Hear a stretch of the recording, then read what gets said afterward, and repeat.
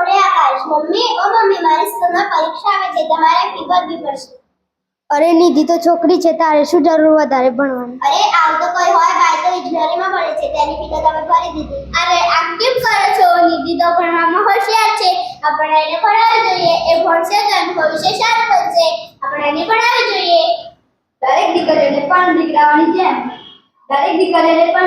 જેમ ભણવાનો અને મોજ કરવાનો અધિકાર છે. દીકરી જીવવા માટે સરકાર પણ બેટી બચાવો બેટી ભણાવો જેવા કાર્યક્રમ કરે છે. હું ભણવા માંગુ છું અને ઘણી કરીને ડોક્ટર બનવા માંગુ છું.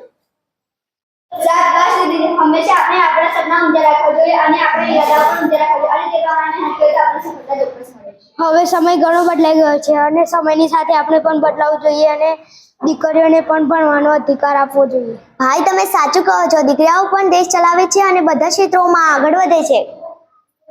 આજે હું ડોક્ટર છું કારણ કે મારી કામમાં દરેક દીકરીને સમાન અવસર આપો જેથી તે પોતાના સપના સાકાર કરી શકે.